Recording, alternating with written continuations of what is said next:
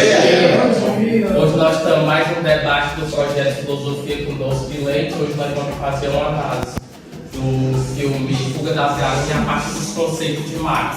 O conceito de mercadoria, de alienação, mais-valia, burguesia e proletariado.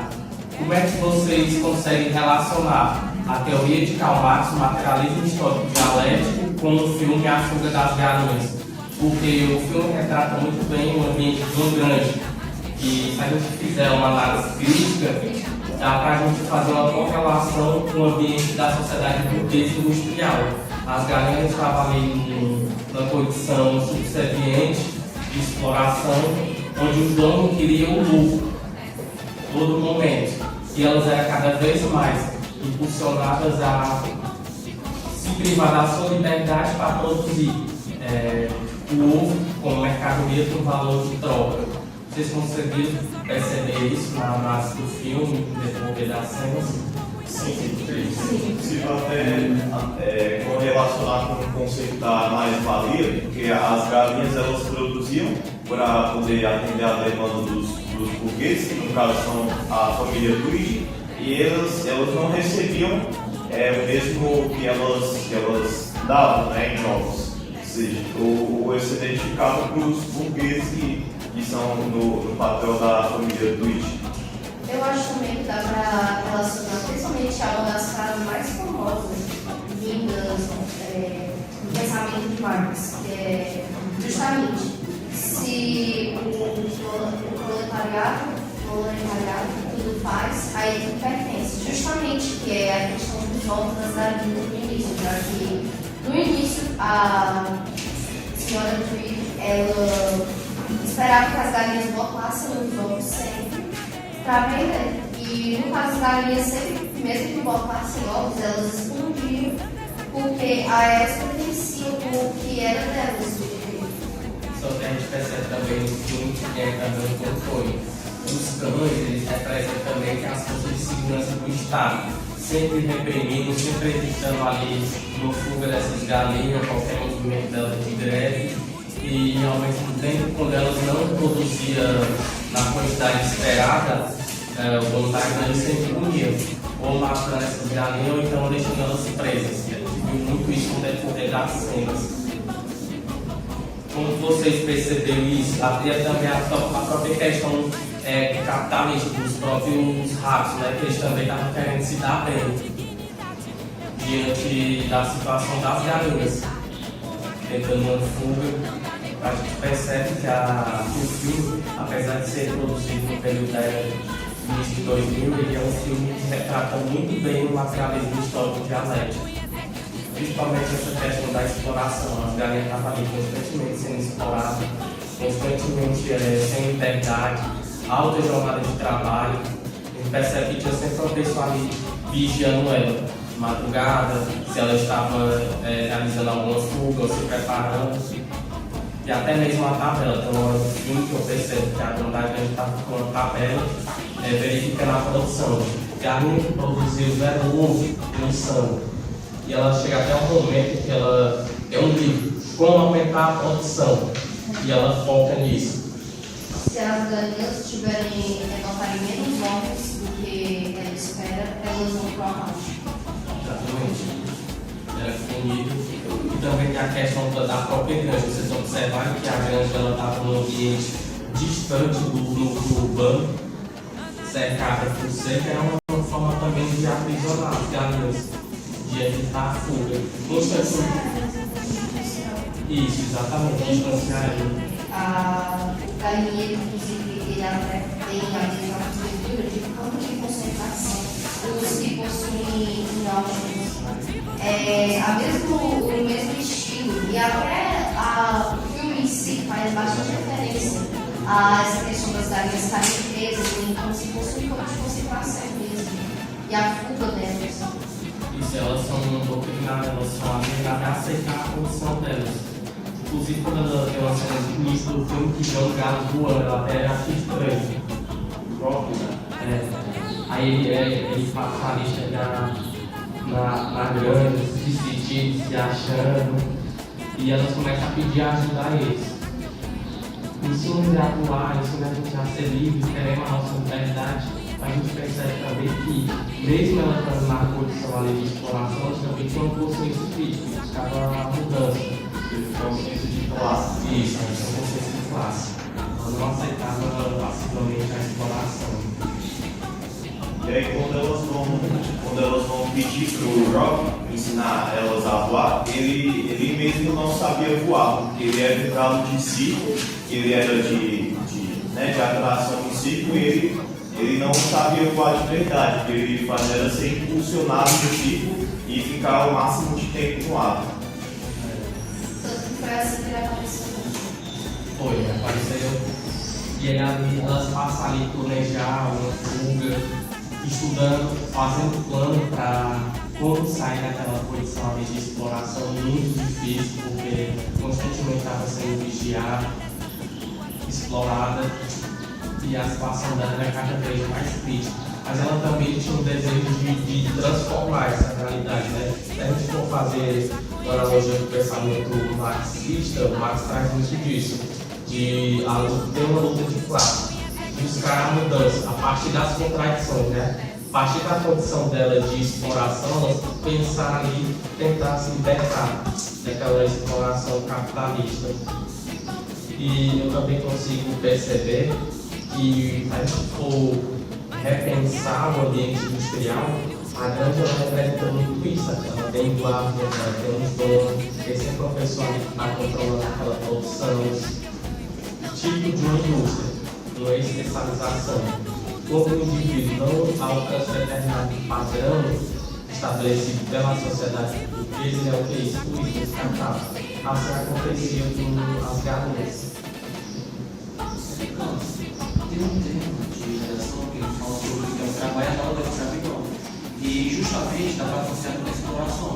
O exemplo que eu fui fazer, e eu citei o exemplo de vários supermercados. Por exemplo, supermercado de grande nome aqui no Brasil, vou citar aqui o Mr. Matheus, por exemplo. Você vê que muitas pessoas que trabalham lá, elas cumprem diversas funções, só que não são muito valorizadas. Eu até assisti uns vídeos do próprio YouTube que eles recomendam, de pessoas contando a experiência que trabalharam nesses supermercados, e eles eram constantemente explorados, desvalorizados, eles não recebiam realmente o que o seu trabalho fornecia para o supermercado, e constantemente a exploração ela aumentava cada vez mais, já que os donos do supermercado eles viviam em uma vida luxuosa, ganhavam muita grana, só que as pessoas que trabalhavam lá não recebiam o que deveriam receber e cumpriam funções que não eram as suas funções. Tipo, tinha uma função de repositor, além de ser repositor, ela fazia outras funções porque o chefe contava. E a consequência é que elas seriam demitidas. E as pessoas que, a maioria das vezes, trabalham no supermercado não conseguem arranjar emprego muito fácil. Então, ou ela trabalhava que o chefe contava, ou ela era demitida e não tinha a renda dela para poder sobreviver na sociedade.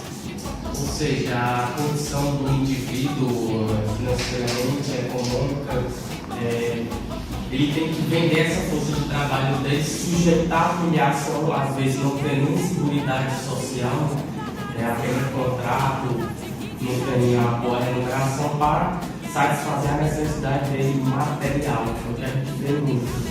Pessoas exercem uma função, colocam para outro, e na maioria das vezes não se pensa na condição psicológica desse trabalhador, não pensa na condição dele financeira, que é um desgaste físico, mental, e também a própria saúde dele. O sistema financeiro, o que ele pensa? Lucro por cima de lucro. Valor, o que importa é número, é quantidade. Infelizmente, a sociedade portuguesa, que eu vejo que o pensamento marxista ele tornou importante porque ele trouxe uma reflexão em relação a isso, né? As contradições de cada modelo produtivo histórico da humanidade. A gente for analisar, na antiguidade clássica a gente tinha escravismo.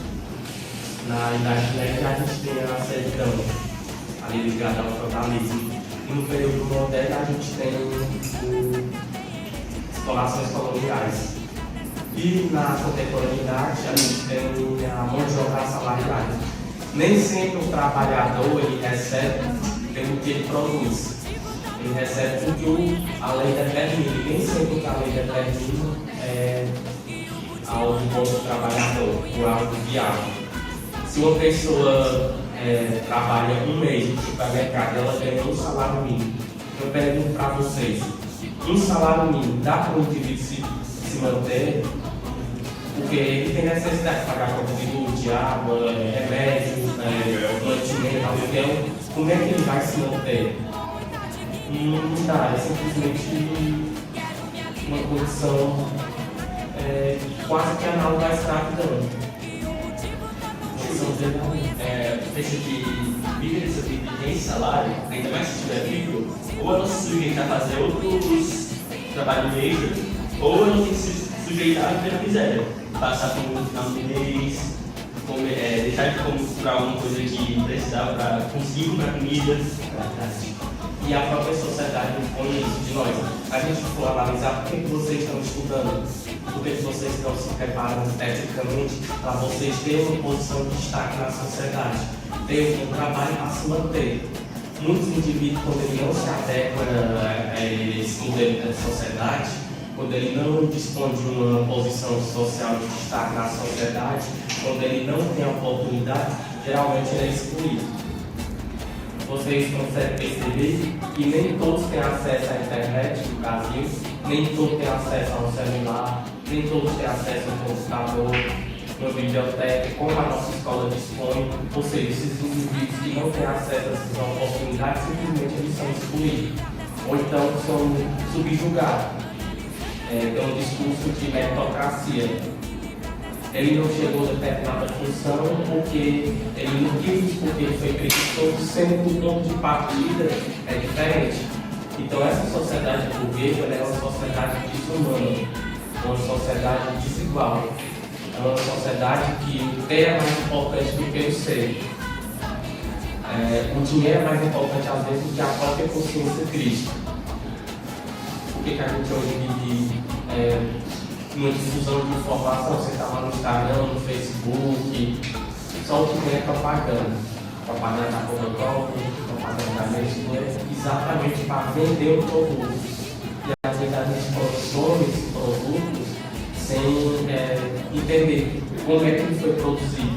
Uma roupa que vocês compram da China, um determinado bem que vocês compram, na maioria das vezes, esse bem foi produzido a partir do trabalho exaustivo.